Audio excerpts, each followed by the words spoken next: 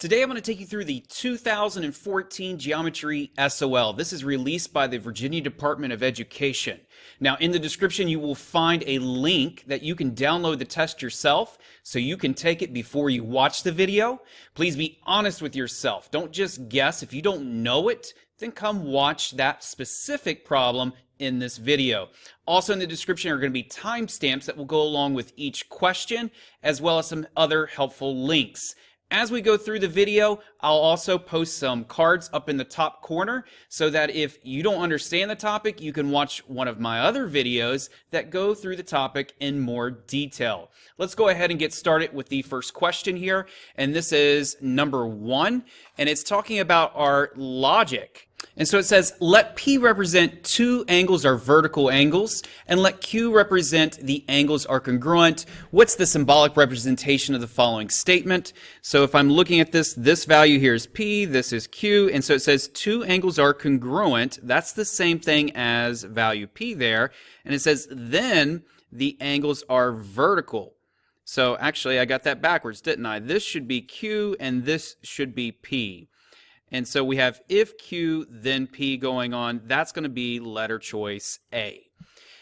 Next question goes to number 2, and it's asking us to draw the perpendicular bisector of ST. So in this case, we're going to use a compass. Now, on the SOL, you will have a digital compass, which is a lot easier to use than these old-timey compasses here. But I'm going to use this one because I think drawing this stuff on paper works best for this format. So I'm going to take a look at this, and I want the perpendicular bisector of ST. Make sure you watch my video on that. If you have any questions about constructions, I'm going to make a whole video on the constructions you need to know for the SOL. But this one is a perpendicular bisector. What we need to do is stab the endpoint there, and I want an arc that's at least bigger than halfway. You can use line ST if you want, but already it's set up to be bigger than halfway. So I'm going to draw an arc here. And I always say make it look like the football shape when we're doing a perpendicular bisector. So that's like the right half of the football. Keep that same radius, stab the other point, and I'm going to draw another football shape right here.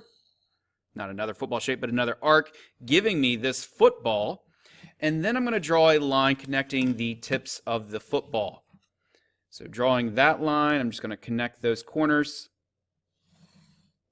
And what I want to see is which line or which point does this line go through? And I can see it's going to go through point X. That's going to be my answer.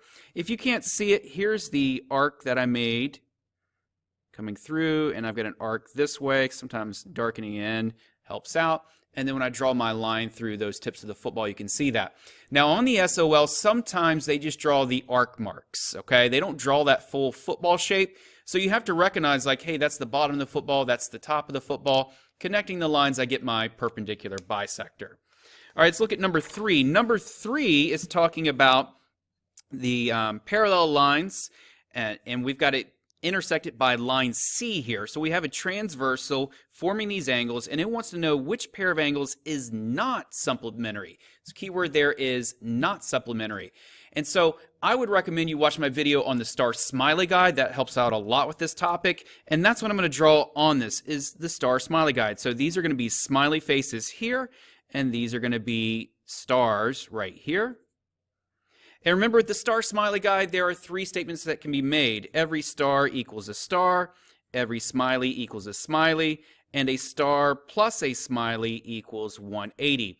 And supplementary means two angles are adding up to 180. So what I'm looking for are angles over here that are not both a star and a smiley, maybe 2 stars or 2 smileys. So 1 and 6, 1 is a smiley, 6 is a star. That means they add to 180. 3 and 8. 3 is a star, 8 is a smiley. Once again, one of each means they add to 180. 2 and 7. 2 is a star, 7 is a star. That means they are equal. And then 4 and 6. 4 is a smiley and 6 is a star. That means they add to 180. I'm assuming that 2 and 7 are not equal to 90 because that's the only option here that I know for sure doesn't have to be supplementary. So 2 and 7 is going to be my answer there. Let's take a look at number 4. Number 4 is another construction problem. It says, what type of construction is being illustrated in this figure. So once again, watch my video on constructions. I've got a video just going over the constructions you need to know for the Virginia Geometry SOL. But this one, we need to recognize what's being done. When we talked about the bisection of BD, that would be a line drawn between these two, and then we're going to draw that football shape. So I'm going to go ahead and throw out the bisection of BD. The bisection of angle D, that's a possibility. Let's save that for now. An angle congruent to D, I still say that would be a possibility. A line segment congruent to AB, that's definitely out. So sometimes just using some strategies can narrow this down to a 50-50 shot, and that's what we want to do, because those are obvious ones that are not it, and now we've got a 50-50 shot of getting this right. So the bisection of an angle, remember we've got an angle being drawn. The bisection, we would actually make an arc to find 2 points that are the same distance away from the vertex, and then from here we're going to make some arcs going out and draw a line to bisect it. Pretend like that goes through there. And that's exactly what's going on right here. So this is going to be answer choice A. To copy the angle, we would need first an angle to copy, and then you would see kind of a similar thing going on. We'd have a ray right here. We would draw this arc, and then we would draw another arc going this way, and it'd match going like that to copy the angle. But that's not what is going on here. If you have a question on how to copy angles using constructions, watch my video on constructing angles. All right, let's go on to number 5. Number 5 says the Venn diagram represents students who play instruments in the orchestra. All right, there they are. Identify each region of the Venn diagram that represents students who play only the flute and the oboe. So we want a combination of those two. So students in the direct middle play all 4. We don't want that. Students right here would actually, notice they fall inside of 3 circles there. So they would play the oboe, the flute, and the bassoon. I think that's how you say that. I'm not a musician. But the oboe and the flute, the combination of the two are going to be in this shape right here, and that's what you would shade. If you go outside of that, you're going to be in one of these 2 circles right there. You don't want that. There's your answer. All right, number 6, we've got an angle congruent to angle A being constructed. Here is angle A. We've already drawn the ray, and I'll just say, you know what, let's let this ray right here match up with this ray. And what I want is a congruent angle. So we want what ray, what point will this ray go through so that these two are congruent. So if we're doing this construction, what I'm going to do is first stab A, and I'm going to adjust this so that it will mark through A, both rays on A here. There you go. I know it's very hard to see. That's very lightly done in pencil, so I'll go ahead and just trace that arc so you can see it. Now I'm not going to change the radius. I want to keep that radius the same, and I'm going to draw an arc right here, full arc, like this. Now, it's going through points D and E. That has nothing to do here with what's going on. I could have drawn a radius that went through any of the points, but the key is I want to first find a point on this top ray, and then I'm going to stab this arc right here and adjust this, just my radius, so it matches up with the arc up top. Now you're going to be doing this on the computer, so it's a little bit easier than using these old-time compasses, but the old ones work just as well. So there it is, stabbed, and I've drawn this arc. I'm going to do the same thing right here. Stab that point, draw an arc up here. And now notice if I draw a line from point B to that intersection, I'm going to be going right through point C. Now, if you're like, Mr. Burnett, that was moving through that a little bit too fast for me, I recommend you watch my video on constructions. We go through more detail on this right here. So this is going to be BC as my answer. And that's going to take me to number 7. So number 7 is talking about parallel lines again. Once again, I'm going to use the star smiley guide. If you have no clue of what I'm talking about, watch my video on the star smiley guide. I'll link that up there for you. And it says, which diagram shows a pair of angle measures that prove lines A and B are parallel? So A and B are these lines that are moving at an angle. And we want to know which angles are going to show these are parallel. Now, I want to go through and mark my star smileys on this. Notice, actually before I do that, let's take note of the transversals connecting the two lines. Here's a transversal. There is no transversal connecting these, and we can't assume that C and D are parallel. If they are, we can do a lot with this, but there's nothing telling me that C and D are parallel. Once again, I know an angle here and an angle here, but without C and D being parallel, nothing to connect that. So I can go ahead and knock out A and C as not correct answers. And then over here, there's nothing connecting A and B. No information here I know about this line and the angles on it. So I can pretty much knock that out. So just knowing some stuff about transversals was enough for me to figure out that B's the answer here. But just to double check, let's go ahead and draw the star smiley guide on it. So I got smiley, smiley, smiley, smiley, and then stars in these corners. And notice that we have a smiley and a star, so that means that they should add up to 180. And they do. 120 plus 60 equals 180 degrees. So since that's true, I know that line A and line B must be parallel there. Okay?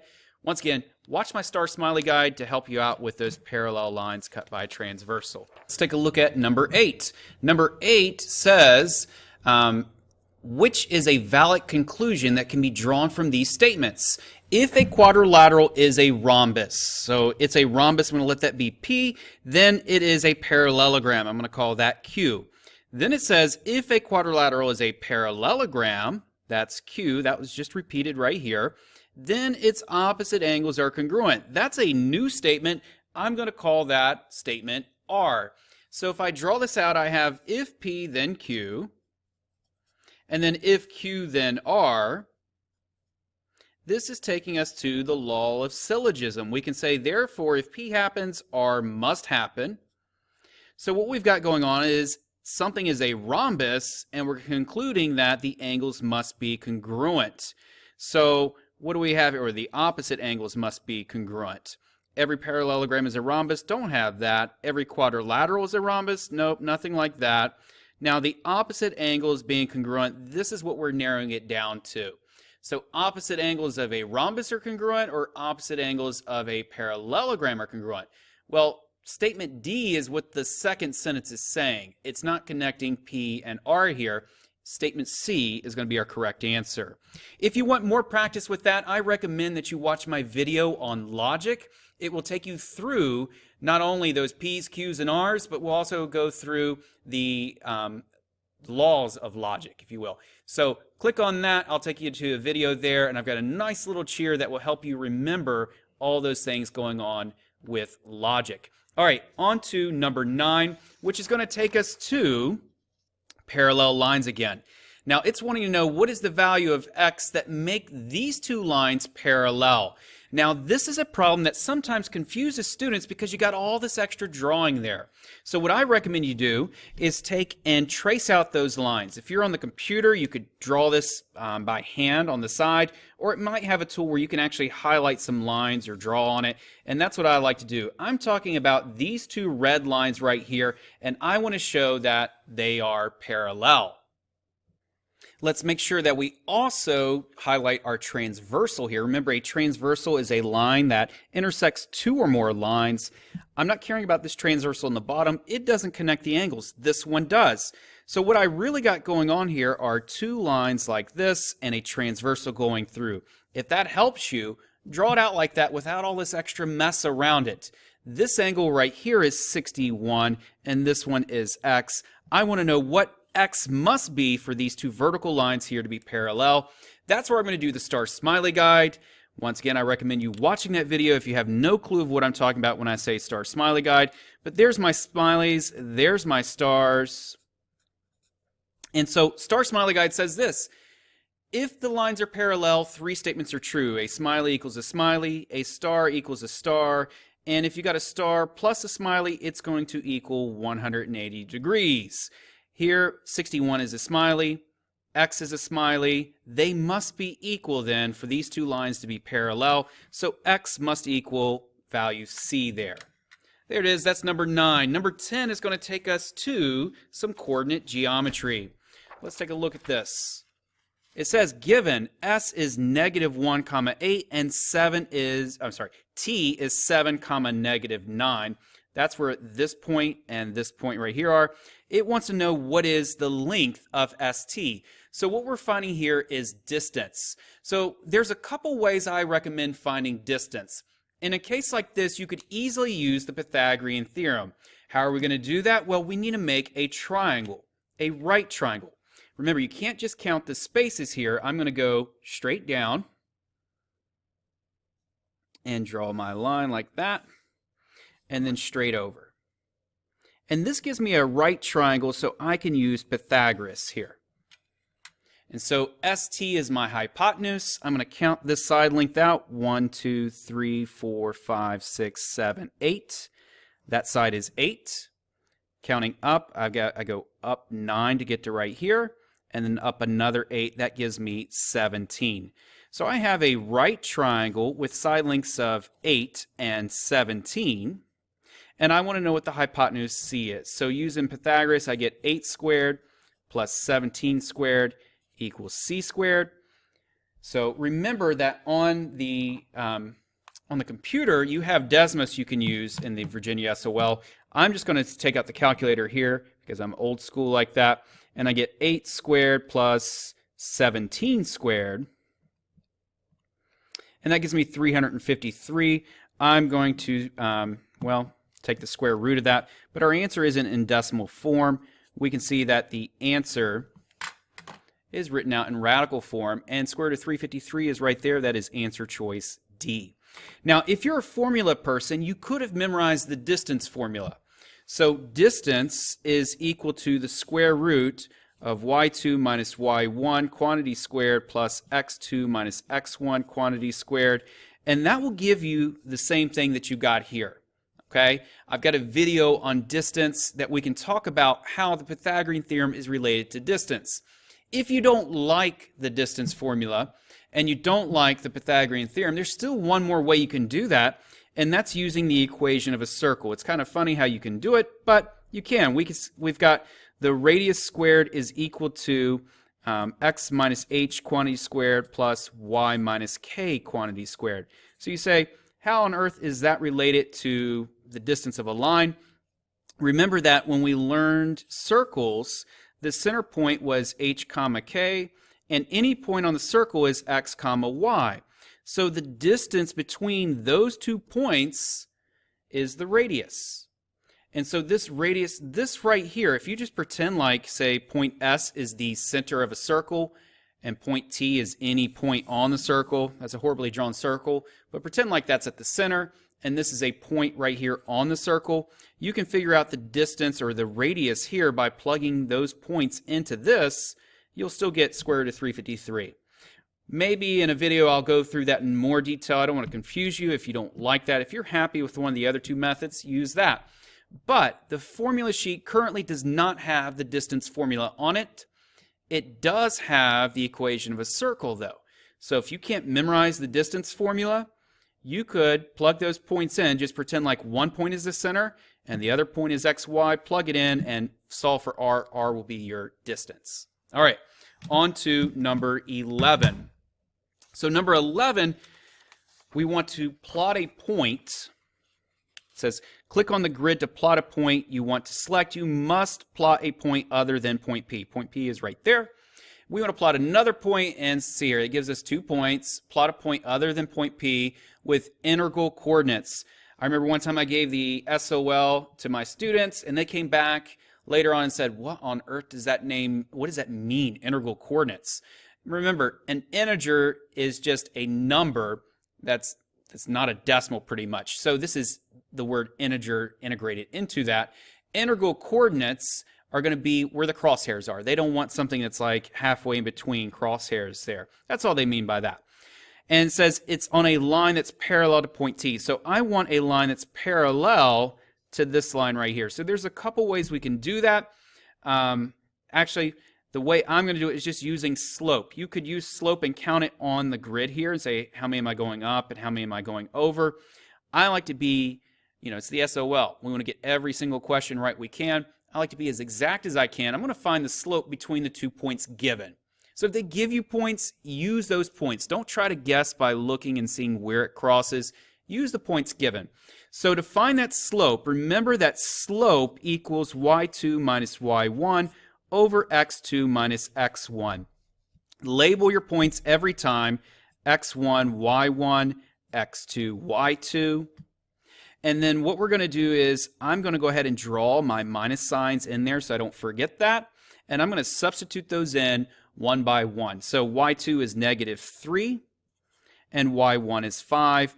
x2 is 8 and x1 is -8. So that's why I put the minus sign in there, so I don't forget minus a negative is the same thing as plus a positive. This gives me -8 over 16, which equals -1/2. That means if I start right here and rise 1, I'm going to run 2 this way and put a point. Rise 1, run 2, put a point. So my parallel line is going to be shooting right through there. It doesn't matter what point I pick to plot. I'm going to pick the point 2, -5. So if you're on the computer, you can click that dot right there. You could click it right there as well. And there's several different answers there that could be correct. But if you want to, you can trace a line out just to verify that these lines are parallel. They should look like they're never going to intersect, right? If you get something really way off, then you know you did something wrong with your slope there. Okay? That takes us through number 11. Let's look at number 12. It is a construction problem that sometimes I get students that come back and they have a ton of construction problems in their SOL. Sometimes they have like one, okay? Not that they discuss it with me, but we find out at some point that there was a lot of construction problems on there. So be prepared. You should really be prepared for any topic, but constructions are something that typically in a given school year, it's not a large part of a lot of teachers' curriculums, at least the ones I talk to. And then all of a sudden, a bunch might show up on the SOL. So be prepared for that. Watch my video on constructions. It's going to go over every single construction you need to know for the Virginia Geometry SOL. But for right now, this is what we're staring at. And it says, which best describes the construction in the diagram below? And this one right here is going to be a perpendicular line to line L. And it's going through point P. So let's see here. The bisector of a line segment. No, that's going to be that football shape I talked about before. A line segment congruent, no, those are knocked out. So if you just know how to do those two, you've already eliminated this to a 50-50 shot. It is going to be a perpendicular line to a point on the line. Nope, it's not, point isn't on the line, to a point not on the line. Answer choice D is correct there. All right, that takes us through number 12. Next up is number 13. Number 13 says, which is the inverse of the following statement? If the measure of an angle is 90 degrees, that's going to be letter P, then it is a right angle. Right angle is going to be Q. And so it's wanting to know the inverse. Watch my video on logic if you want to know more about this, but I have a cheer for this, and it goes like this. If we have the statement if P then Q, then we got converse, inverse, contrapositive. Reverse them, negate them, do both. So you should be writing that out. We've got converse, inverse, contrapositive. And that means reverse them, negate them, do both. So reverse them means if Q, then P. Negate them means not P, the opposite of P, then not Q. And doing both, I'm going to take the negation and reverse it. So we got negate Q, then negate P. It wants to know, though, what is the inverse. So the inverse is this right here, negating them. If not P, then not Q. So the opposite, meaning if the measure of an angle is 90, not 90, but is not 90. That's what I'm looking for. That says not 90, not 90. If an angle is not a right angle, we'll come back to those because they kind of mean the same thing, but not quite. Then it says, then it is a right angle. So the opposite of it being a right angle is not to be a right angle. So I'm going to say it's going to be this right here because we're talking about measure of an angle in the first part, and then if it's a right or not in the second part. This one is not and a not there. That's what it is for the inverse. That's going to be letter choice A. Yes, these are, right angle does mean 90 degrees, but that's actually what this problem is telling you. It's defining a right angle, so we're not going to use C or D there. All right, number 14. Number 14 says, if shape TUVW is reflected over the line y equals x. Remember, y equals x is a line where the slope is 1, and the y-intercept is 0. So it basically goes from corner to corner like this. Here's the line, and we're going to reflect that over y equals x. So it should look like if I fold this thing that this piece gets smudged over here somewhere. And the real nice easy way to figure out v prime is to switch your x and y coordinates. But it wants to know where v prime is. Well, that's going to be at 3, -8. That is where v is. Switching those, I get -8, 3. That is going to be v prime there. So -8, 3, answer choice D. And notice if we graphed it, it should look like when I fold it over, it smashes right there. So that is reflected over y equals x. Number 15. Number 15 says lines R and S are cut by this transversal. So whenever we see parallel lines and transversals, we should be thinking star smiley guide. Don't know what I'm talking about? Watch my video on the star smiley guide. So we've got stars and smileys. Let's go ahead and draw the smileys right here at these two vertical angles, and everywhere else is a star. If the lines are parallel, we got 3 statements. A smiley equals a smiley, a star equals a star, and a smiley plus a star equals 180. In this case, they're both smileys. That tells me to set up the equation as 3x plus 14 equals 140, not 148, but 143. Let me write that over. 3x plus 14 equals 143. Go ahead and subtract 14 from both sides, and I'm going to get 3x is equal to 130, not 130, but 129. And then divide both sides by 3. I'm going to get 43 is equal to x here. So that's what we type in, submit. If you want, you can check it. You can say, what is 43 times 3? I get a 9 and a 129, and then add 14 to it, and I get a 3 plus a 1 here. I'm going to get 143, and 143 equals 143. All right, number 16. Number 16 says, given these 2 points, what is the slope? So you just got to know the equation for slope here. Remember that slope is equal to y2 minus y1 over x2 minus x1. And make sure you label your points, x1, y1, x2, y2. I like to go ahead and draw in my fraction symbol and a minus sign right there on the top and the bottom. So when I get minus a negative, I don't forget to make it plus a positive.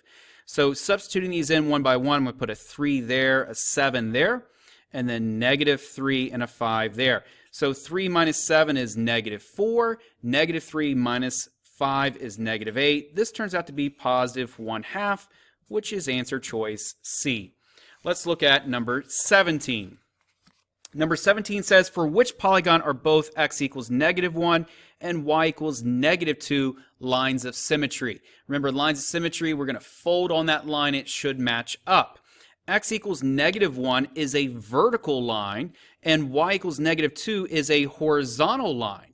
So I'm going to go through and just graph my vertical line and my horizontal line on all of those. So x equals -1 is everywhere x could be -1, which puts me at a vertical line right here like this. And while I got it lined up, it just so happened to work out so I can draw it on the bottom graph there. Let's do it on the 2 on the right.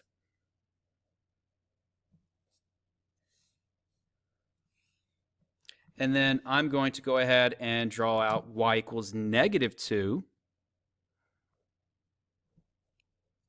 That's a horizontal line where everywhere where y could be -2.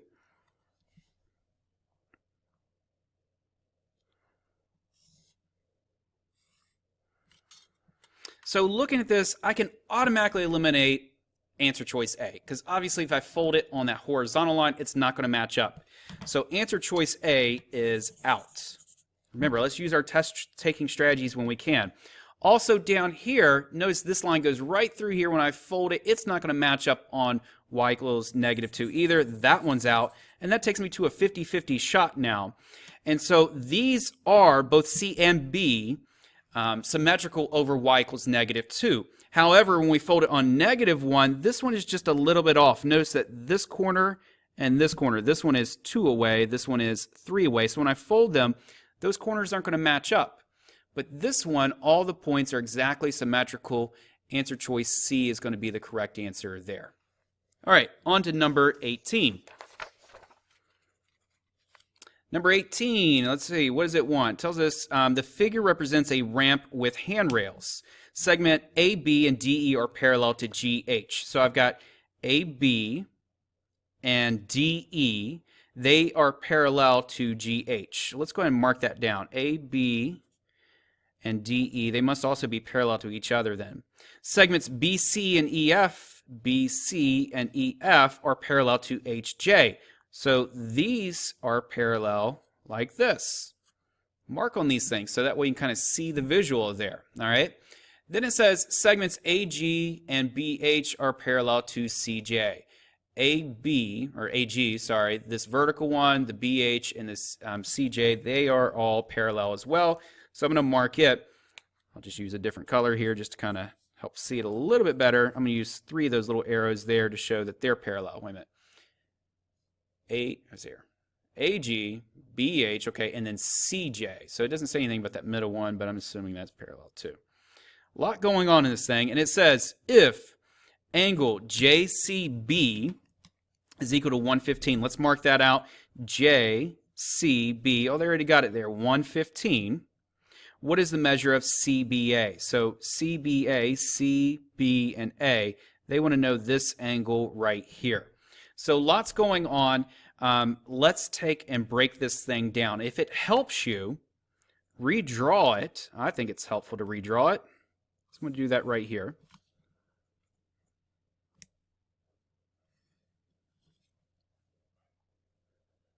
So it's a little less complicated, and we've got this vertical line coming through right here.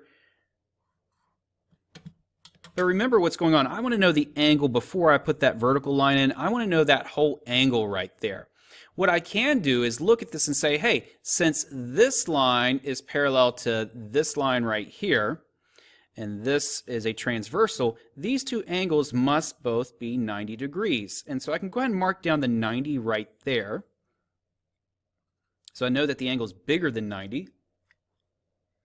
And then what I want to do is figure out what is this angle right here. This one right here.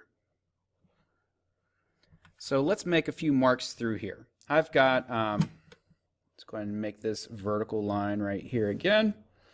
And notice what I've got going on. I've got parallel lines cut by a transversal. Do you see it? These two lines are parallel. They told me that. CJ is parallel to BH. My transversal here is the handrail. It's BC. They said that this is 115. If you need to, go ahead and continue that transversal. And let's draw the star smiley guide on this. If you don't know the star smiley guide, please watch the video on that. That will be very helpful for you. I've already put a star there, so I'm going to call this one a star. This is a star. This is a star. So these are smileys coming through. Now the smiley here is actually this larger angle here. It's not 90. It's going from here all the way to the transversal. So the smiley's bigger than 90. All right. A smiley equals 115. Remember, the star smiley guide says 3 statements. A smiley equals a smiley, star equals a star, and a smiley plus a star equals 180. In this case, I want to know what a star is. I already know what a smiley is. So I'm going to use this third equation right here. The smiley is 115. I don't know the star, and it must equal 180. Subtract 115 from both sides, and a star is equal to 65 degrees. And so that is 65. Now notice what they do on this SOL. They put in some very common angles showing up in this problem. 115, 90, 65. But what the question is asking for, keep in mind here, is the angle CBA. Let me highlight that angle on the original diagram because it looks like a mess from everything I drew on it. It's this angle right here. See, now it looks like a bigger mess. I want to know that large angle. Let me highlight it down here in my redrawing. It's this angle right here. Everything in this going from right here all the way around. So not just 65, not just 90, but the sum of those two. So 90 plus 65 is what I want, which is 155 degrees, and that is answer choice D. All right, number 19 takes us to a little bit of trigonometry. It says, Reuben attached a wire between the two poles on a hill as shown. What is the closest to X? the distance between the two poles. Now, first thought here is to use, hey, Pythagorean theorem. It's super easy. A squared plus b squared equals c squared. But then you look at it and say, you know, I only know one side. And so you need to know at least two sides to use the Pythagorean theorem. So this takes us to some trigonometry. And I like to use Oscar had a heap of apples. So this should be written somewhere down on your scrap work. Oscar had a heap of apples. Don't know what I'm talking about? Watch my video on trigonometry. So sine, cosine, and then tangent, just like our calculators say in that order. And it sets up the fraction for me. Now, make sure you always label your sides when you're solving for these things. So here's my angle theta. Across from theta is going to be my opposite side. There it is, the OPP. Across from the 90 is the hypotenuse, the HYP, and then lastly we have the adjacent here. So I want to know the adjacent side. I already know the hypotenuse. The only trig function that uses adjacent and hypotenuse is cosine. So I let the problem pick the trig function for me. And then I'm going to use this right here, the cosine of 20. 20 goes in for your theta. Remember, inside of there is always the angle, whether you know it or whether you don't. So cosine of 20 is going to be adjacent side, which I don't know, over the hypotenuse, which I do know, which is 80. Solve for x by getting rid of that denominator. Multiply both sides by 80. I get 80 times the cosine of 20 is equal to x. And now we're ready to punch it in. If you have a calculator that, like a graphing calculator, make sure it's in degree mode. This one right here is already set up in degree mode. See if I can get it so that the light is not shining on it. And we're going to type it in just like we see here. 80 times the cosine of 20, and that gives me 75.175. Let's see what we've got here. 75, that's going to be the closest answer choice right there. Answer choice D. Let's take a look now at number 20. Number 20 says triangles AB, ADE, and CBE are shown on the coordinate grid, and all the vertices have coordinates that are integers. It says which statement is true. And so we've got all these options here. Let's go ahead and look at our triangles first, ABE. So we got A, B, and E. That looks like this one right here. ADE looks like this one right here. And then let's see, what else we got? CBE. So I always have to take and kind of just absorb the problem a little bit, kind of get oriented with what's going on before I actually attack this thing. Now it appears to me that they are all congruent, but let's go ahead and make sure that it is so. So I've got this length right here, BE. All right. I know that BE is shared between the two triangles. I know that if I, let's see here, looking at it, this side length right here is 1, 2, 3, 4, 5 long. So BC is 5 long. AD is 1, 2, 3, 4, 5 long as well. It helps just to go through and count out those sides. Notice that ED here is made up by this smaller triangle that's a 2 by 1. All right, so let's go and figure out that. So 2 squared plus 1 squared equals ED squared, right? So I get 4, when you say the hypotenuse squared if you want, 4 plus 1 or square root of 5 equals C there. So this side is the square root of 5. Same thing with this one right here. We get square root of 5 right here. So we're starting to see that, you know, this is congruent to this. This one is congruent to this one. If I'm looking at this, I want to show that AB is also 5. That's that larger side there. So I'm going to look and say, okay, I've got a triangle right here that is a 3 by 1, 2, 3, 4. So 3 by 4, or 3 squared plus 4 squared must equal the hypotenuse squared. Solving this for C, you will get 5 equals C. So this side right here is also 5. So they have two sides that are congruent. All I need to show is that third side is congruent, and we can use that with a little bit of distance formula there. I know that these two share a side, so I already know that they're going to be congruent there. But let's see, we've got a 1, 2, 3, 4 by 2 triangle right there. So we can say 4 squared plus 2 squared equals the hypotenuse squared. So see, I counted over 1, 2, 3, 4, up 1, 2. So this is going to be solved by using this right here. Now for this one, notice I also have a 1, 2, 3, 4 by 1, 2. I don't even have to do the math here. I can tell that I can make another triangle just like the one I've got right here. You see that? Let me highlight it so you can see it. This triangle is a 4 and then up by 2. So if I do the Pythagorean theorem, I'll get something for that length. I'm going to do the same thing here, a 4 by 2, and I'll get that same length right there. So that means all three triangles are going to be congruent. Now 21 is one of those fun drag and drop types of problems, and it says that the length of two sides of a triangle are 24 and 43 inches. What is the range of the possible length in inches for the third side of the triangle? So this goes back to our old key where if we have a triangle and we've got one side is 24 and one side is 43, these two must add up to be bigger than this third side. We will call it x. So 24 plus 43 is going to give me 67. So whatever x is, it must be less than 67. So 67 is going to go right there. That's going to be that one right there dragged over, okay?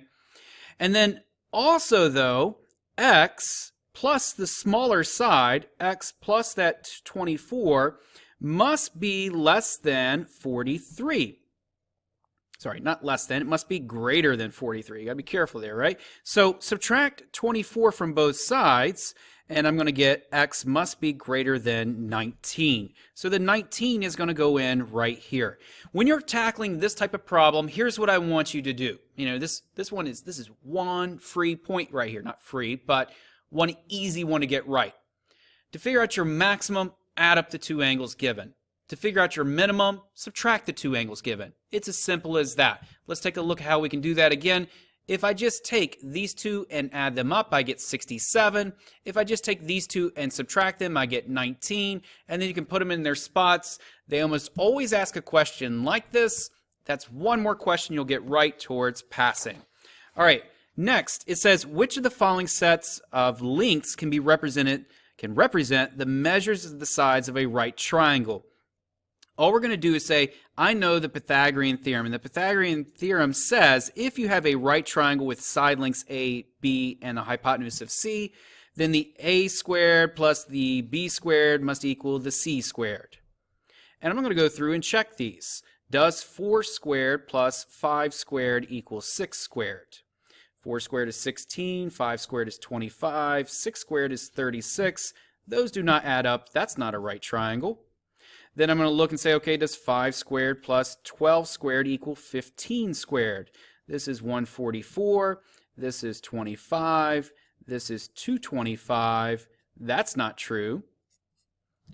What about 8 squared plus 10 squared? Does that equal 17 squared? So this is 64. This is 100. I don't believe 17 squared is 164, but we'll check. 17 squared is 289. That's not true. So I'm willing to bet it's going to be answer choice D here because that's the last one. But let's go ahead and check it out. 20 squared plus 21 squared, does that equal 29 squared? 20 squared is 400.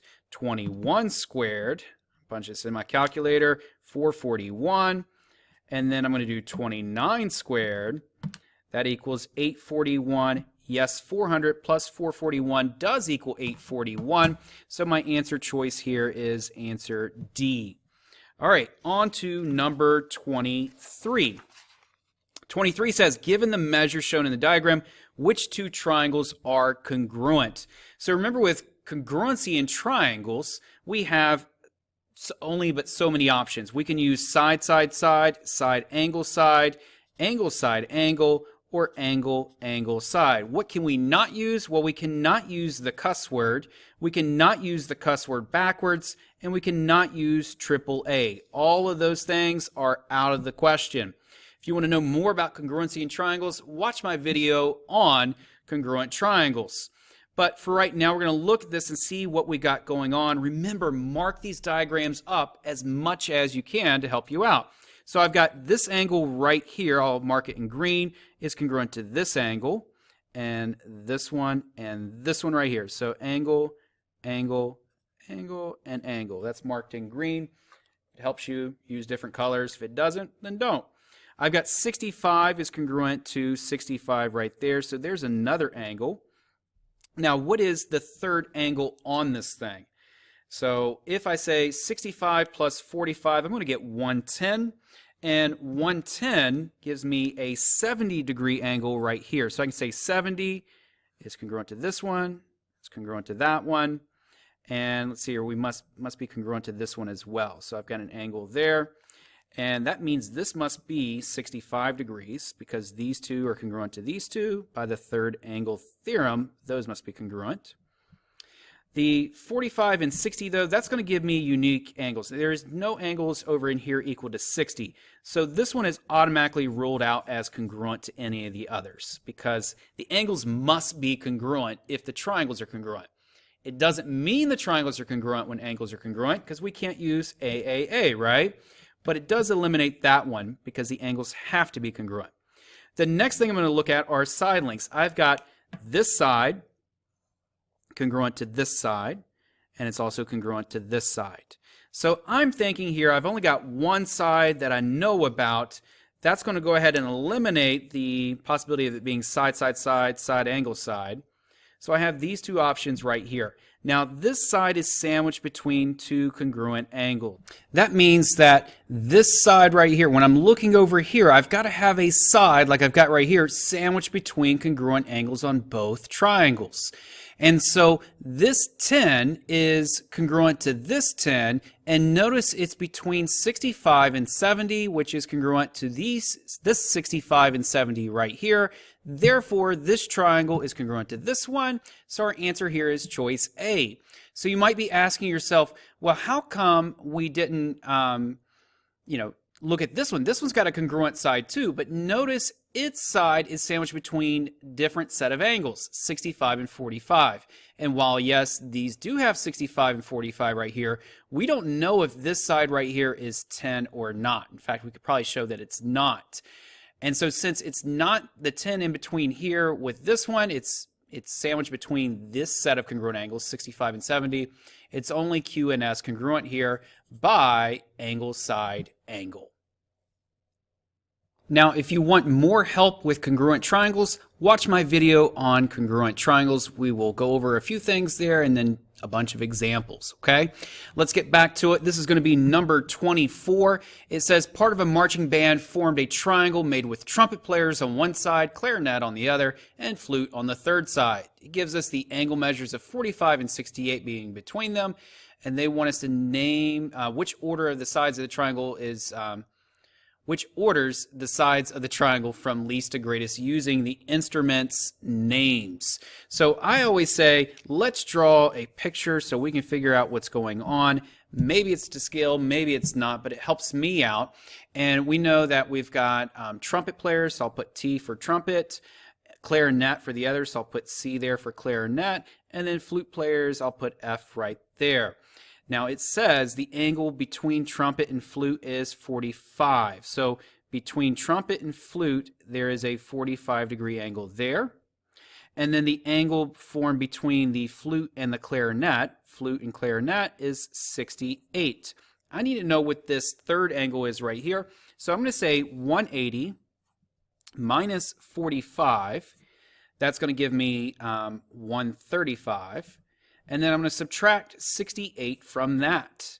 And so that gives me, let's see here, 67. This angle right here is 67 degrees. And so I want to know which side is the, what did it say? The smallest, because we're going to go from least to greatest here.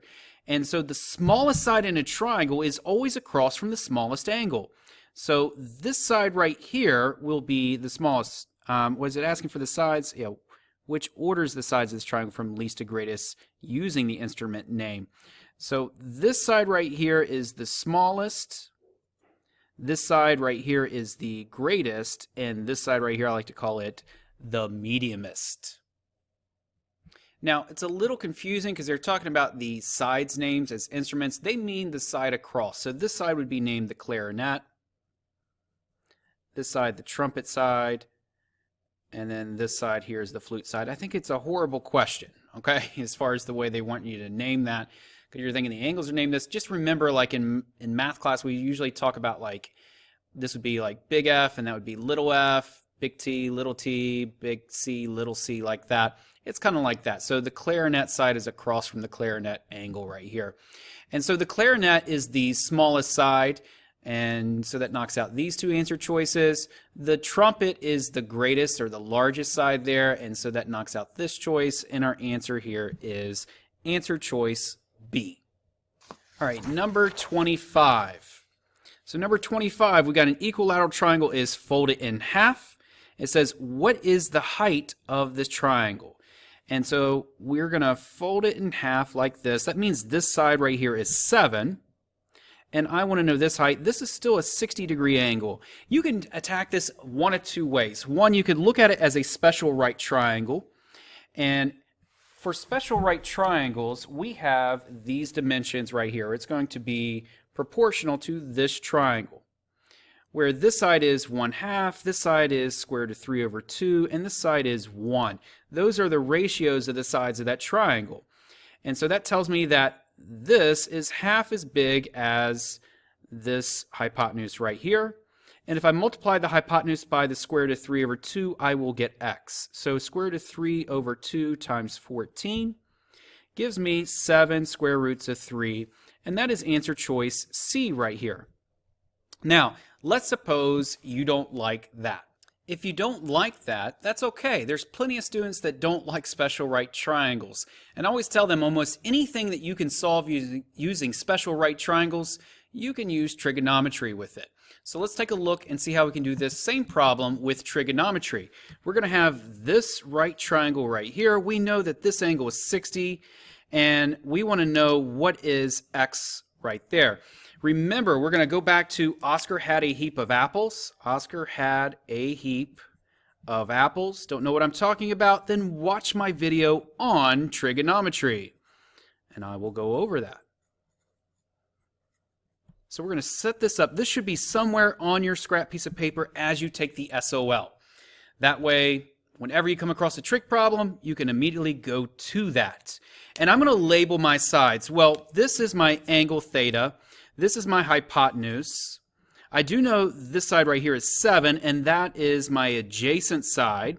And the side across from the angle theta here is my opposite side. So I want to know what the opposite side is. I know what the adjacent side is. There's only one trig function that uses opposite and adjacent, and that is tangent.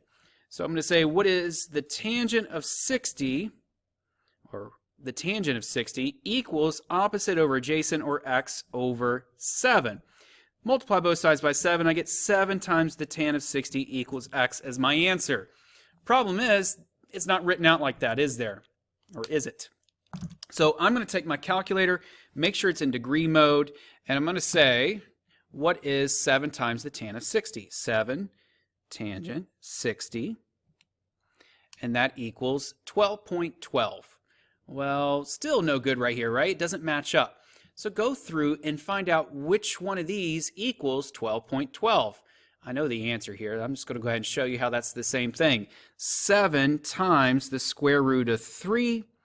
Look at that, 12.12. Okay? And so that's another way we can solve the same problem if you don't have your special rights memorized. Okay? All right, let's look at the next one here, number 26. Number 26 says, look at this triangle, and says which triangle is similar to the given triangle. Now, I don't know anything about the angles here, so I can't use angle-angle similarity. What I want to know is the ratio of these sides should match up with the ratio of the sides of the triangle it's similar to. So for instance, if I put 5.5 over 4.125, in fact, notice this is isosceles, so that makes things a little bit nicer. 5.5 over 4.125 would have to equal 4 over 3 for them to be similar. Let's write this out and see what we get. And so if I put 5.5 over 4.125, does that equal 4 over 3? So I'm doing the triangle on the left over the triangle on the right. And so we can type this into the calculator. 5.5 divided by 4.125. That gives me 1.3. Repeating. And then 4 divided by 3 gives me 1.3 repeating. So it's going to be answer choice A right here. You could go through and say, well, what does it look like when it's not similar? Well, let's try one out. For one, this is not isosceles right here. Notice these two sides are the same, so for these to be similar, they got to be the same shape or the same type of triangle. This is not isosceles, so that knocks that out. This one is isosceles, and so is answer choice D. So there's still a possibility here that one of these could have been the answer. Let's do 5.5, the triangle on the left over the triangle on the right. Divide it by the 5.83, that should equal 4 over 3 because we're still doing that base over that base. Well, 5.5 divided by 5.83 gives me 0.94. And this right here gives me 1.3 repeating. Those do not equal. So do you see how they don't equal when they are not similar?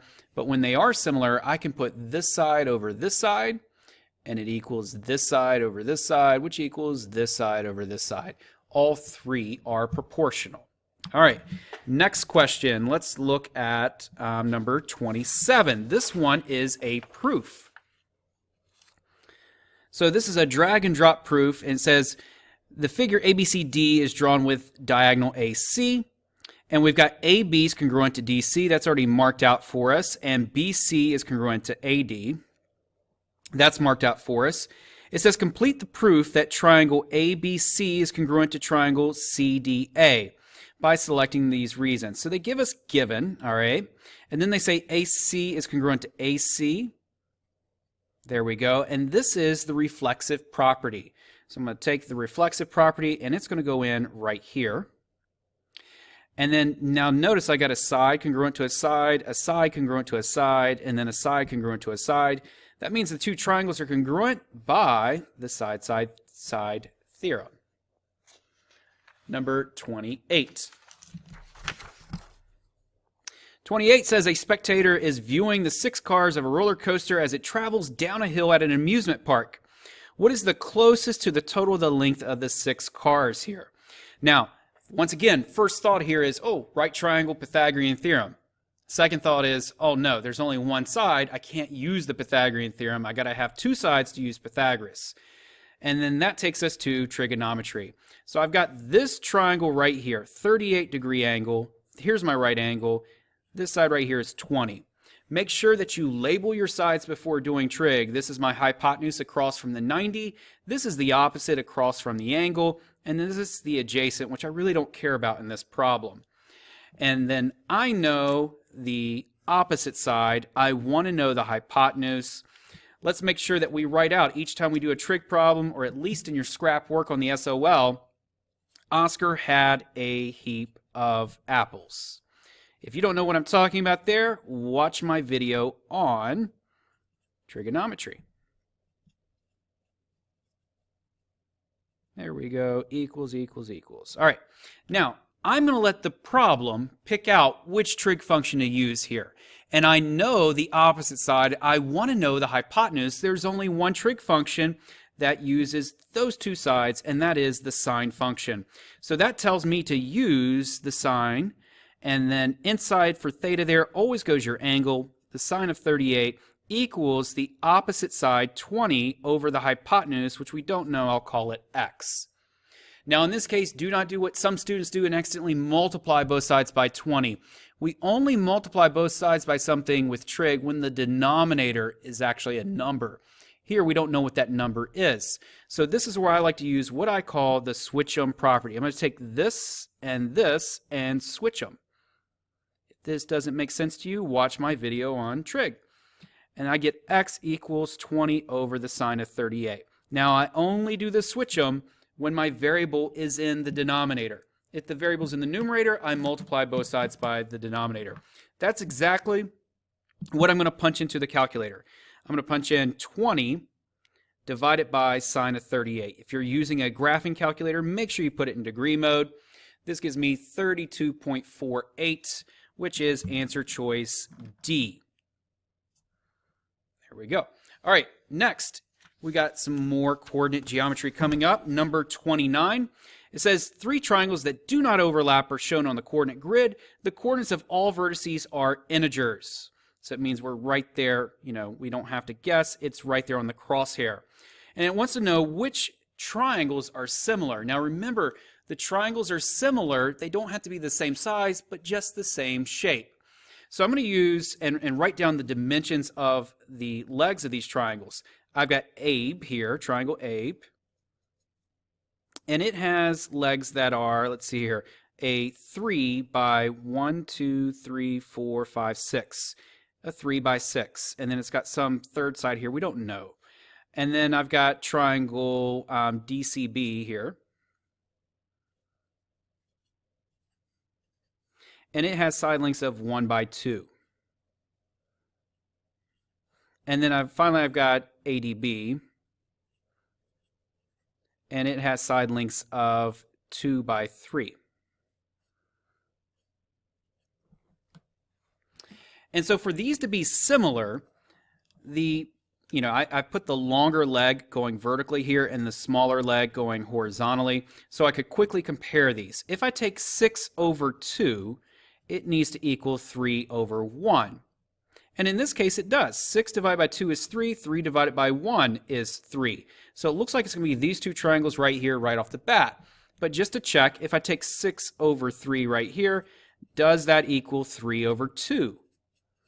No, it doesn't. 6 divided by 3 is 2. 3 divided by 2 is 1.5. So I know that the top and bottom ones are not similar.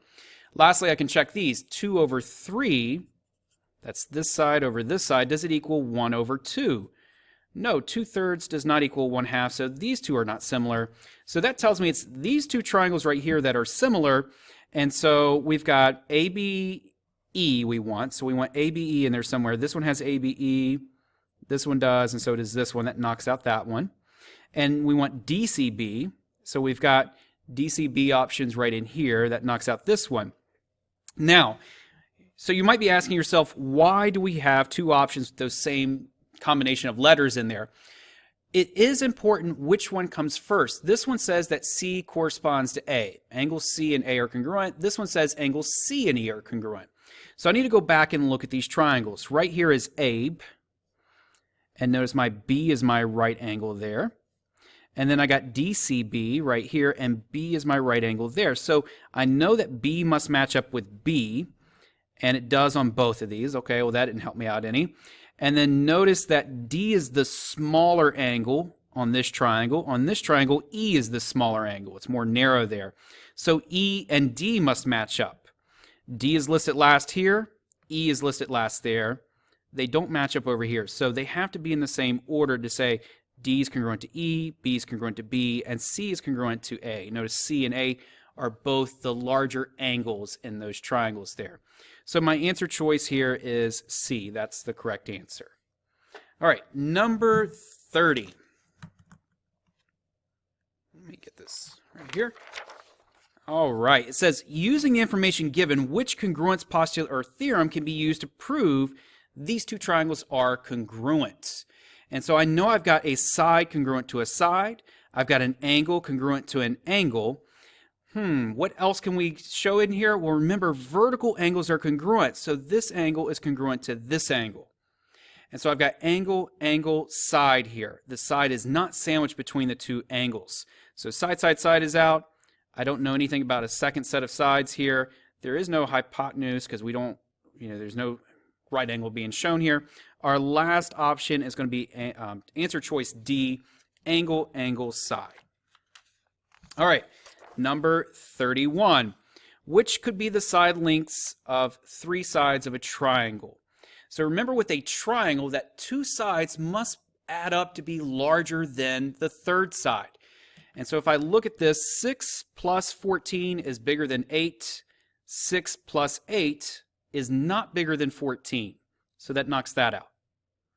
9 plus 11 is not bigger than 21. That knocks that out. 8.5 plus 10.6 is bigger than 17. So that's a possibility. Let's look at this one right here. 4.7 plus 4.7 is not bigger than 14. Our answer there is C. All right, moving along. Number 32. It says Q lies on PR, okay, and S lies on RT. which condition proves that the two triangles are congruent? No, not congruent, but similar. So I want to show that these are similar triangles. I always think it's helpful if we can redraw these. So I've got this triangle right here, PRT, that's the larger one. And then the one below is going to be QRS, the smaller one. Now they share this angle right here. So I know that R is congruent to R here. And if I can show that this side is proportional to this side as this one is to this one, I can say the two are similar by SAS, right? And so I want to say PR, I'm going to do the larger triangle over the smaller one, PR over, I didn't mean to make that mark there, PR over, let's see, QR must be equal to TR over SR. Let's look at the answer key. Maybe they wrote it like this. Maybe they wrote it a little bit different. Let's see if there's anything going on.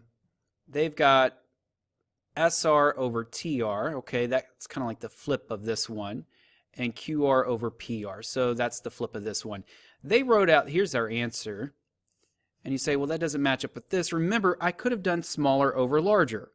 Doesn't really matter so long as I'm consistent. So smaller over larger would have been QR over PR is equal to SR over TR, which is exactly what they had here. So both of these fractions were flipped. All right, let's take a look at number 33. Number 33 says we've got a parallelogram right here, and we know QR is 6x minus 5, RS is 4x plus 13. What proves that this is a rhombus? Now remember, with a rhombus, all four sides are congruent. So we can just say these two must be equal to each other. 6x minus 5 must equal 4x plus 13. And then solve for x. Subtract 4x from both sides, I get 2x minus 5 equals 13. Add 5 to both sides, 2x equals 18, or x is equal to 9. All right, number 34. 34 is a very popular type of question they have on an SOL, where they put two shapes that are regular right next to each other, and they say the floor plan for a modern home is modeled by this right here, a regular nonagon, that's a 9-sided figure, and a triangle that's equilateral, or a regular triangle. They want to know, what is the measure of JKL, this angle right there. So what I always tell students is to extend that line that goes beside them, or that they share. So extend this line, and angle JKL is going to be equal to, let's call this angle right here x and this one y. It equals angle x plus angle y. And just pretend that I wrote an angle, a little angle symbol in between those. But if I can figure out what x is, I can figure out what y is, and then I can add them up and get my answer. And this is what I want you to remember when we're talking about exterior angles of a regular polygon, and that is NE equals 360. Nice little rhyme there. E stands for your exterior angle, N stands for the number of sides. This works for regular polygons only. So on this one, the 9-sided figure, I want to know what the exterior angle x is. So I've got 9 sides times E equals 360. Divide both sides by 9, and I'm going to get E equals 40 degrees. That is the exterior angle of a nonagon. In this case, that's x, and that equals 40. Same thing going on here for this one. If you want, you can use that. You can say 3 times E equals 360. Divide both sides by 3, you get 120 for the exterior angle y. And then 120 plus 40 gives me 160. That is my answer there for answer choice B. All right, let's move on to the next one. This one has to deal with the equation of a circle. It says, given that P is the center of the circle, what equation could represent it? And we've got HK as our center. Remember that this is on your formula sheet. The equation for a circle is h, or x minus h squared plus y minus k squared equals the radius squared. So if I've got h as -4, it becomes x minus a -4, which is x plus 4 squared, plus y minus 1 squared equals my radius squared. I don't know the radius, but I do know that the left side should look like that. So that eliminates these two right here because it says x minus 4. So it's going to be x plus 4 and x plus 4, and then I've got a y minus 1 right there. That eliminates this one. My correct answer here is answer choice C. All right, the next one, this is number 36 right here, and it wants to know what is the lateral area of this shape. So it's just the outside or not the lateral area, the surface area of it, and it's basically just the outside. So keep in mind something here as we look at this. We don't want to just add up the surface area of a cone and a cylinder, because we want to subtract those two circles from it. In fact, for the cone, all we want is the lateral area. If you look on your geometry formula sheet, the lateral area of a cone is pi times the radius times the slant height L there. All right. The radius of the circle is going to be half of 24, which is 12. And then the slant height is 13. So I'm going to do 12 times 13 times pi. And that is going to give me the lateral area of the cone. I don't want the base there, that circle. So pi times 12 times 13 gives me 490. And that is just the top portion right here, that cone. I still want to talk about this rectangle that gets wrapped around the cylinder and the base, which is a circle. So the circle itself, the area of a circle is pi times the radius squared, and the radius is 12, so it's going to be 144 times pi, which equals, let's see, 144 times pi gives me 452.4. So I've got this right here that I'm wanting to add up. Keep in mind what I've done so far. I found just the lateral area of the cone. That's the surface area minus the circle there from the formula sheet. And then I found the area of the bottom circle, which is pi r squared. What I still need to do is remember every cone has a rectangle wrapped around it. Imagine if I've got this rolled up into a cone. See the cone shape I'm making here with this piece of paper. If I unroll it, I get a rectangle here that wrapped around it, not including the circular base to it. So this rectangle, if I were to draw the net of it, I have a rectangle like this, and it has a length that is the circumference of that circle, because it wraps around that circle, which is 2 times pi times the radius, and it has a height of 10. So multiplying this out will give me the area of that rectangle that wraps around. 10 times 2 times pi, and remember we said the radius was 12. So 10 times 2 times 12 times pi. 10 times 2 times 12 times pi. And that gives me 753.9. That's going to be the rectangle. I'm going to add up all three of those things I boxed in right here.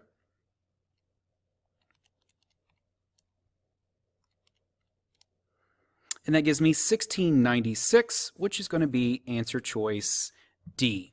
All right, on to number 37. Number 37, we've got circle J. It says, what is the value of y? And when we're talking about angles inside or outside of a circle, watch my video if you don't, if you're not following along with what I'm talking about here. But what we've got is we want to know what angle y is. I know it's going to be half of arc ST. But I don't have arc ST yet, so I might have to do a little bit of figuring out here. And if you don't know where to start, just start writing down what you do know. Like for instance, I noticed that angle S here is inscribed into the circle. So if I multiply it by 2, I get this arc measure right here is 100. Then I've got, let's see, these two angles are vertical, so this must be 92. And then notice I've got a triangle right in here, and I can figure out this inscribed angle by saying 180 minus 50, that gives me 130, minus the 92, that gives me 38. This angle must be 38. 38, notice if I draw this out, it cuts off arc ST. 38 doubled is 76. And then half of 76. Now look what I've got here. I've got the same arc being cut off by this angle y here. So half of 76 is 38, and 38 is my answer. But notice that I started off going the wrong way. I said, well, 50 doubled is 100. And I was thinking maybe I could figure out these arcs, subtract it from 360 to get this one. And then I noticed a different route. Sometimes we start heading down the wrong path, and that's okay. We can still come up with the right answer. But to get me going, I just said, you know what? I'm going to just see if I can fill out what I can. Just like when you complete a large puzzle, like the little puzzle pieces you put together, you don't always know which pieces connect. You just start connecting what you can, and then the pieces finally fall into place. All right, let's look at number 38 here. A cell phone box is in the shape of a rectangular prism there with a height of 4. The height of the original box will be increased by 3.5 centimeters, so a new instruction manual and an extra battery can be included. What is the closest to the total surface area of the box? So remember, total surface area here, we can actually draw a net of this. And I'm going to say, okay, the top and the bottom have a square shape to them, right? And I know that this is 18 by 13. It's actually not a square shape. It's rectangular, 18 by 13.5. And I got 2 of those. The height is increasing. So there's 4 rectangles that wrap around this box.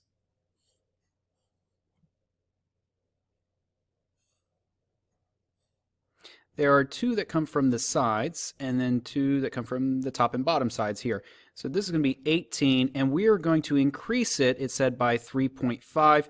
So this side length is now going to be 7.5. And I've got 2 that are 18 by 7.5, and then 2 that are 13.5 by 7.5.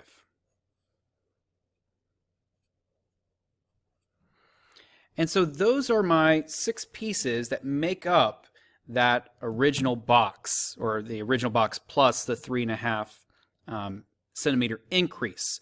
I'm going to go ahead and multiply all this out. The area of a rectangle is length times width.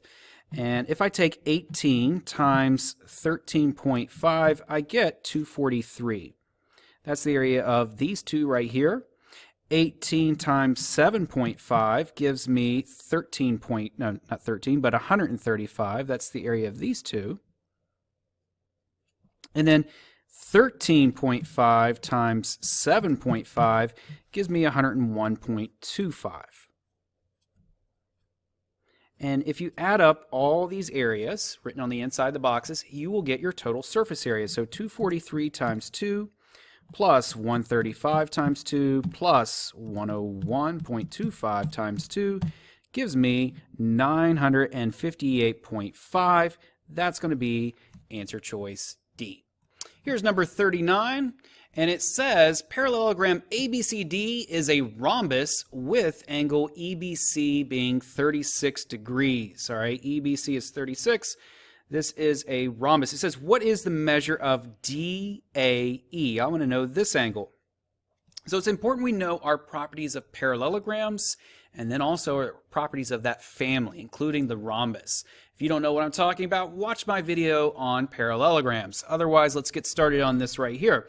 I know that on a rhombus that the diagonals bisect the angles they touch. So this is going to be 36. The opposite angles of a parallelogram are congruent, so I'm going to have 36 here and 36 here. Drawing it off on the side, here's a rhombus, and this is the same rhombus, but I know that 36 plus 36 is 72. These 2 angles are 72. Because it is a quadrilateral, all 4 angles must add up to 360. I'm going to subtract the 2 angles right here, which add up to 144. So subtracting that, I'm going to get 216 degrees. And then 216 divided by 2 is 108. That means that this angle is 108, and so is this one, which makes each one of these half as much, 54 degrees each, like that. They want to know the measure of DAE, which is this one right here, and so it must be 54 degrees.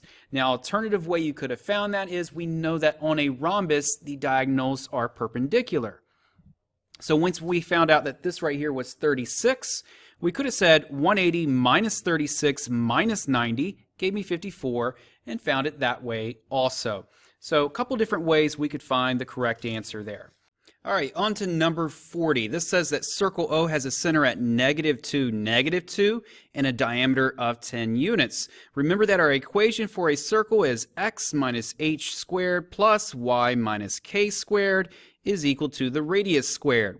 Although this is on the formula sheet, so you really don't have to memorize that. It is there. What you do need to know is this, that when you have that circle, at HK is your center, XY is any point that's on the circle, and the radius connects it right here.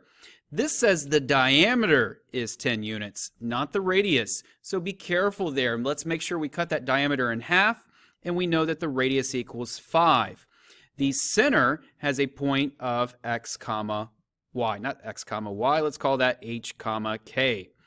And so what I'm going to do is I'm going to substitute h and k in there. It is -2 comma -2. So when I substitute it in, I'm going to get x minus a -2, which becomes x plus 2 squared, plus y. Once again, substituting in a -2 for k, I get plus 2. And this equals my radius squared. The radius squared, 5 squared, is 25. Now, what I want to know is which of these points lie on the circle, or which one does. There's only one. And so to figure that out, I'm going to substitute these in to this equation. Remember, xy stands for any point that's on the circle. So I can call my -6 and my -5 my x and my y. Putting that in, I get -6 plus 2 quantity squared plus -5 plus 2 quantity squared. If it equals 25, if that's a true statement, I know that -6, -5 is on the circle. So putting this in, -6 plus 2 gives me a -4. So I'm going to square -4 plus -3 squared. And let's see if that equals 25. This gives me 16. This gives me 9. And 16 plus 9 is 25. So I get 25 equals 25. That is a true statement. So my answer choice here is A. Now, just to check, if you were to put in a different point, like how do you know when it's not on there? Putting in -2, -2 would give me 0 squared plus 0 squared, which does not equal 25. Putting in something like 6 comma 4 would give me 8 squared plus 6 squared. And that does not equal 25. Let's see here. That gives me 64 plus 36, which is 100. 100 doesn't equal 25. And then putting in 8 and 8, that would give me 10 squared plus 10 squared. And that does not equal 25. That's going to give me 200. All right. So points that are not on the circle will not make the equation true. And points that are on it will make it true. The tricky thing they did here also, though, was they told us the diameter, not the radius. Okay, on to the next question. All right, number 41. Number 41 says an architect used this diagram to design a curved balcony. She drew a circle with a radius of 40 feet and a central angle of 70 degrees to determine the length of the railing needed for the balcony. So this railing in this word problem is what we call arc length. That's what I want to know here. And so for arc length, if you're not familiar with it, watch my video on arc length. I'll go through it in detail for you. But arc length is a fraction of the circle. What fraction is it? Well, look at the central angle. It's 70 divided by 360. I've got 70 degrees swept out here out of a total of 360 in the full circle. That is my fraction of the circle. I'm going to multiply it by the circumference. The circumference is given by 2 times pi times the radius.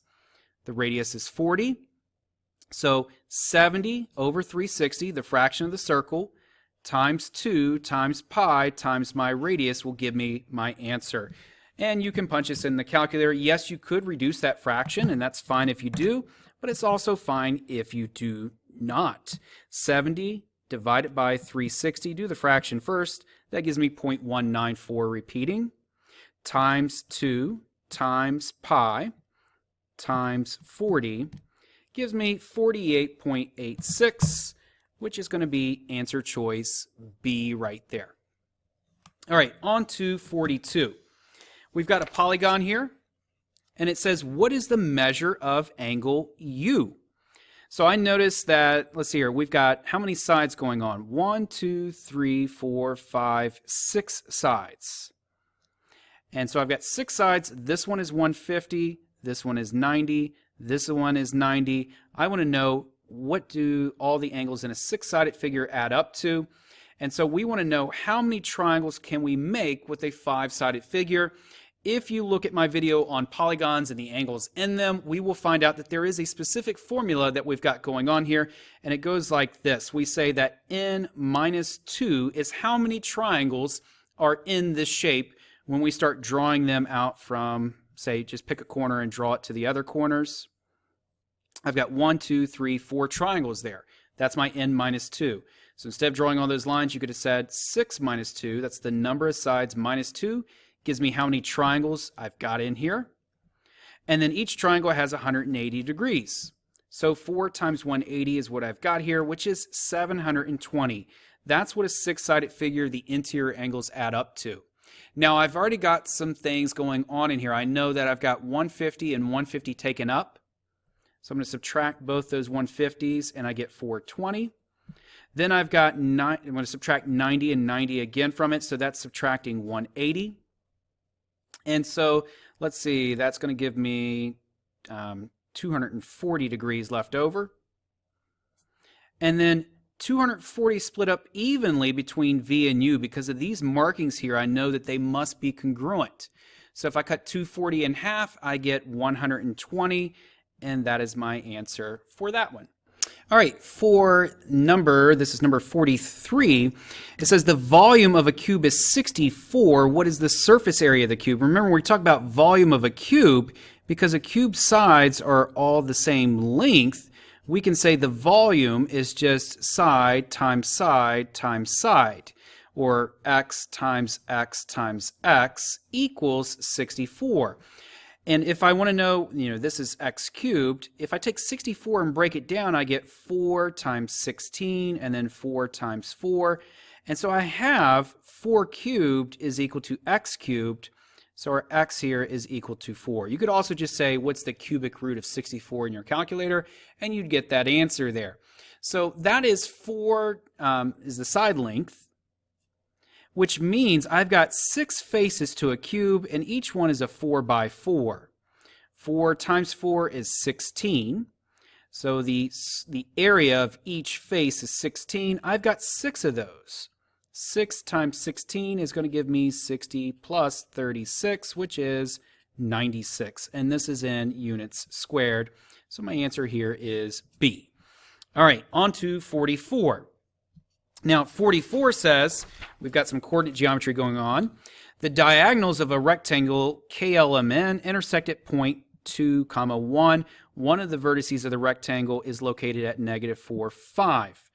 Which of the following could be the location of another vertex of this rectangle? So let's look at this one more time. The diagonals of the rectangle are at point 2, 1. Let's graph that. One of the vertices is located at -4, 5. So here's -4 and then +5. 1, 2, 3, 4, +5. There we go. And I know that this is the corner. This is the intersection of the vertices, or the intersection of the diagonals, sorry. And I know that this must be halfway there. I know that the diagonals on a rectangle are congruent, so that can help me out here. I know that if I go down 1, 2, 3, 4, and then over 1, 2, 3, 4, 5, 6, I kind of like to visualize this as a triangle. And then I could go over this way the same amount. So 1, 2, 3, 4, 5, 6. Let's go over another 6. 1, 2, 3, 4, 5, 6, and then up 4. And see how this, this starts to form this rectangle right here. Now we're not done. We could continue on downward if we wanted to. But that is one location, 8, 5, and of course that's not going to be on here. Let's go down another 4. 1, 2, 3, 4, and then 6 this way. 1, 2, 3, 4, 5, 6. And here's a location, -4, -3. That's not on there. Well, let's go this way. It must be over here. So I'm going to go over 1, 2, 3, 4, 5, 6, and then down 1, 2, 3, 4 to right here. This is at 8, comma, -3. Of course, it would be the last one I picked out right there. So all I'm using is a little bit of triangles there to help me figure it out. And there we go. So answer choice A for number 44. Number 45 says, what is the area of the sector? Now, just like with arc length, the area of a sector is a fraction of the area of the circle. Arc length, it's a fraction of the circumference. This one's going to be a fraction of the area of the circle. We are sweeping out 130 degrees. So out of the circle, we could have went 360 degrees, but we only went 130. So this is the fraction of the area we're dealing with. The actual area of the circle is dealt with by saying pi r squared. The radius is 5. So 5 squared is 25. So 25 times pi is the area of the circle. And then I'm going to times it by the area or the fraction of the circle I'm dealing with. Now you can reduce this if you want to. I'm going to go ahead and knock off these zeros and I get 13 over 36. You don't have to. You can punch that in the calculator and it will give you just the correct answer also. I'm going to punch in 13 divided by 36, hit enter. I get 0.36 and then a bunch of ones repeating. And then I'm going to multiply that by pi and then multiply that by 25. I get 28.36. Here's our answer. If you didn't quite follow that, watch my video on areas of sectors and arc length, and I'll link that below or up above, one of those spots. Next one, number 46. The ratio of the lengths of the radii of two spheres is 3 to 5. What is the ratio of the volume of these two spheres? I always tell students on this one, write this little thing out that goes like this: 1D, 2D, and 3D. 3D being volume, 2D being area, and then 1D being linear measurements. And we can remember that if we measure area in like units squared, so we might say it's something like feet squared. We measure volume in units cubed, so we might say something like feet cubed. And then linear measurements like the side of a rectangle, the radius or the circumference, we measure in just like feet. Doesn't have to be feet, but the units is like to the first, squared, and cubed. That's 1D, 2D, and 3D. This is saying the lengths of the radii, that's linear, is 3 to 5. What is the ratio of the volumes? So if you square the linear measurement, I get 9 and 25. That would be if they asked me the ratio of the surface area. If I cube it, I get, cube the linear that is, I get the ratio of the volume. So 3 cubed is 27.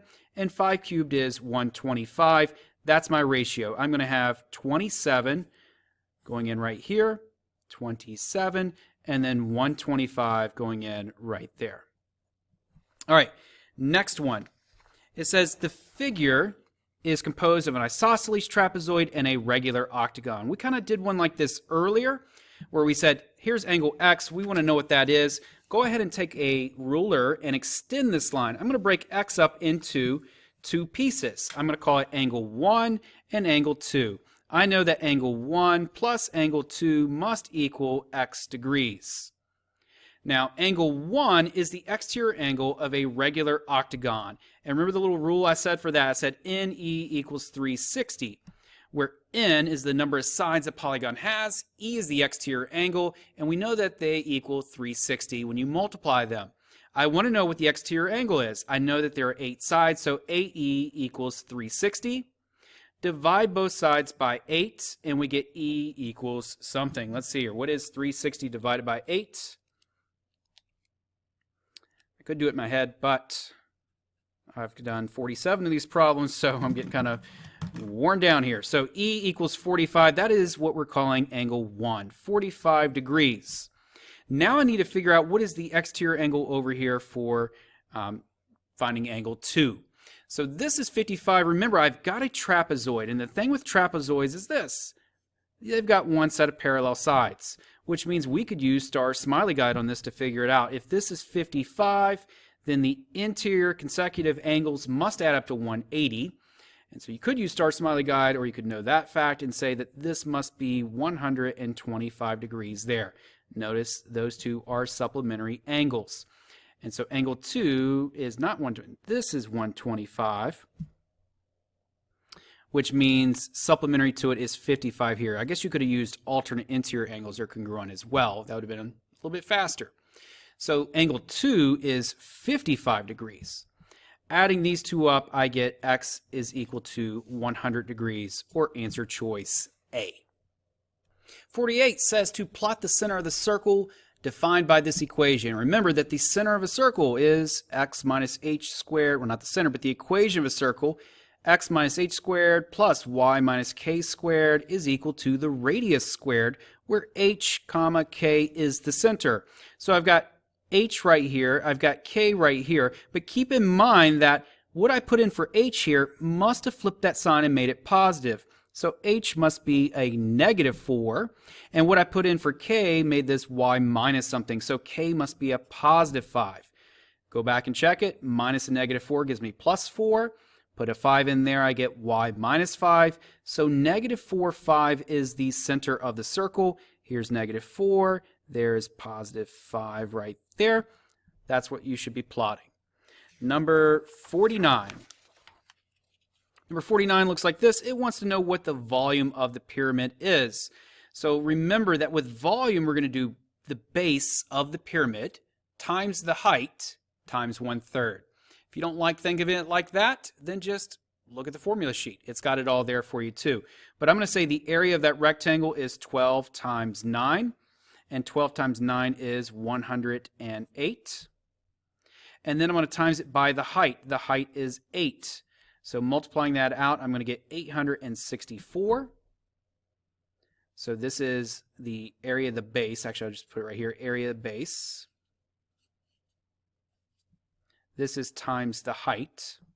And then that would be the area if it were like a rectangular prism. I'm going to divide it by 3. That gives me the volume. So 864 divided by 3 is going to give me, let's see, 288, which is answer choice C there. Once again, you don't have to do it all by hand on paper. I'm just, I'm having fun here, right? You can put it into the formula that's on your formula sheet and calculate it out if you want to. All right, one more question here. Let's look at number 50. Number 50 says a company is creating a new cylindrical container to replace its original cylindrical container. The new container will have 4 times the volume of the original, and the height of the new container will remain the same as the height of the original. The length of the radius of the new container will be, and that's what they want to know right here. Whoops. Sorry, my camera went out. Must be because this video is so long. But it's back on now. Now, when we're doing this problem, we want to make sure that we're identifying what the shape is. It is a cylindrical container, so it's a cylinder, like that. All right? Now, we want to know what is the volume of just the container before it's changed? So it has a radius of r, and I know that if I take the area of a circle, which is pi times the radius squared, and I times it by the height, I will get my volume. So that is the original volume right there, with some radius r and some height h. And they say they're going to take this thing and they're going to change a few things. They're going to change the volume and make it 4 times the original volume here. So they're going to multiply this by 4. Well, you can't go around multiplying this side of the equation by 4 and not do the same to this side. So this side gets also multiplied by 4 here. And then they want to say that the height stays the same. So this height stays the same. And this pi value stays the same, because we're not going to change the value of pi there. And so the only thing that can change is the radius here. Now, I guess we should clarify that I'm not multiplying this side by 4. The radius is what has to change. And in the end, this has to be 4 times as large. So I'm not really saying 4 times the radius. I want to know what value can I stick in front of r so that when I square it, I will get a volume that's 4 times as big. That's probably a better way to do that. Let's look at it like this. x times the radius times the height, now remember this is the radius squared, times pi must be 4 times the volume there. And so what is going to go in for x that makes this 4 times larger? Well, it's got to be 2, because 2 squared is going to give me 4. It's going to give me that factor of 4 there. And so our radius is going to be twice the length. All right? So if you double that radius, because of that square factor there, you end up making the volume 4 times as large. Okay? Well, hopefully that kind of cleared up some things for you. If you watched that entire video from number 1 to number 50, good for you. This is like, I don't know, almost 2.5 hours long. I know I had to take some breaks when I was making it because my voice gets worn out doing it. I don't know how you folks do it when you go in there and take those SOLs that are 50 questions long, and it's tough, it's grueling. So congrats to you if you've already taken it and you're trying to do it again to pass. Congrats to you if you're getting ready to take it, because it's a big undertaking. Good job for studying this. Now, if you didn't study it all the way through, that's okay. I've linked up all over the place in this video so that you can study it topic by topic or just jump to a specific question that you need help with. So hopefully you did that. Hopefully you'll come back and watch it several times over, those sections that you need before you take the SOL. Thanks for watching. Thanks for working hard, and good luck as you go to take that test.